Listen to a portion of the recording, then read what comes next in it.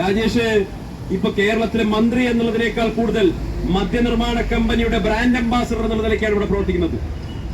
കേരളത്തിലെ ഏറ്റവും ആവശ്യമുള്ള സംഗതി മദ്യമാണ്, മദ്യനിർമ്മാണമാണെന്നാണ് രാജേഷ് കണ്ടെത്തിയിട്ടുള്ളത്.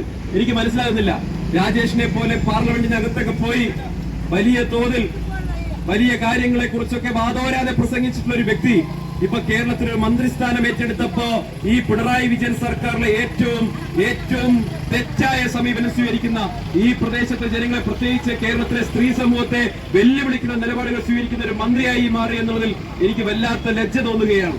രാജേഷിൽ നിന്ന് ഇതൊന്നുമല്ല പാലക്കാട്ടെ ജനങ്ങൾ പ്രതീക്ഷിച്ചത്. പാലക്കാടിന്റെ നാവായി മാറാൻ, പാലക്കാട്ടെ ജനങ്ങളുടെ പ്രശ്നങ്ങളിൽ സജീവമായി ഇടപെടാൻ എല്ലാ ബാധ്യതയുമുള്ള ഈ MP രാജേഷ് എന്ന് പറയുന്ന മന്ത്രി മദ്യനിർമ്മാണ കമ്പനികളുടെ ഒരു ഏജന്റായി പാലക്കാട് പ്രവർത്തിക്കുന്നു എന്നുള്ളത് അപമാനകരമായിട്ടുള്ള സംഗതിയാണ്. ഒരു തർക്കവും വേണ്ട.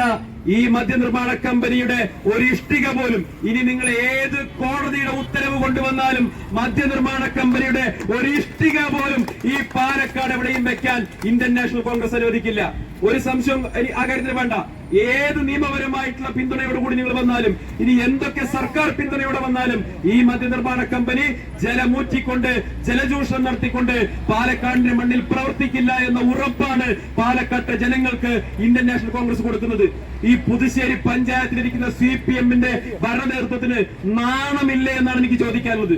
ഈ പ്രദേശത്തെ ജനങ്ങൾ കുടിവെള്ളത്തിന് വേണ്ടി കേഴുമ്പോ ആ ജനങ്ങൾക്കൊപ്പം നിൽക്കേണ്ട CPM നേതൃത്വം, ആ ജനങ്ങൾക്കൊപ്പം നിൽക്കേണ്ട ഏത് പാർട്ടി ആയിക്കോട്ടെ, ജനങ്ങൾക്കൊപ്പം നിൽക്കേണ്ട രാഷ്ട്രീയ നേതൃത്വങ്ങൾ ഇവിടെ മദ്യനിർമ്മാണ കമ്പനിക്ക് വേണ്ടി എലപ്പുള്ളിയിൽ വന്ന് പ്രതിഷേധം ഉയർത്തുന്നു.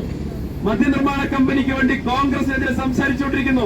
നിങ്ങളൊക്കെ ഈ മദ്യനിർമ്മാണ കമ്പനിയുടെ പണം വാങ്ങിക്കൊണ്ട്, മദ്യനിർമ്മാണ കമ്പനിയുടെ എച്ചിലാക്കിക്കൊണ്ട് ഈ പ്രദേശത്തെ ജനങ്ങളെ വഞ്ചിക്കാനായി കഴിഞ്ഞാൽ നിങ്ങൾക്ക് ഞങ്ങൾ നൽകുന്ന മുന്നറിയിപ്പ്, പാലക്കാട്ടെ ജനങ്ങൾ, കേരളത്തിലെ ജനങ്ങൾ നിങ്ങൾക്ക് ശക്തമായ തിരിച്ചടി കൊടുക്കും.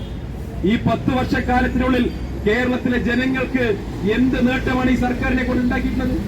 ഇപ്പോ കൃത്യമായിട്ട് പറയാമോ, എന്തെങ്കിലും ഒരു മുന്നേറ്റം ഉണ്ടാക്കിയിട്ടുണ്ടെങ്കിൽ അത് ഈ മദ്യത്തിന്റെ കാര്യത്തിൽ മാത്രം. ഉമ്മൻചാണ്ടി സർക്കാർ അധികാരത്തിന് പോകുമ്പോൾ പ്രിയപ്പെട്ടവരെ, കേരളത്തിൽ ആകെയുള്ളത് 29 ബാറുകളാണ്.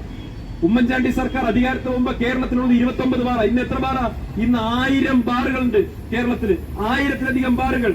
കേരളത്തിലെ ഓരോ പഞ്ചായത്തിലും ബാറുകൾ തുടങ്ങി കഴിഞ്ഞു. ഇപ്പൊ ഓരോ വാർഡിലേക്കും ബാർ എത്തിക്കാനുള്ള പരിശ്രമത്തിലാണ് ഇവിടുത്തെ ഇടതുപക്ഷം CPM. ഇതെങ്ങനെ അനുവദിച്ചു കൊടുക്കാൻ പറ്റുക?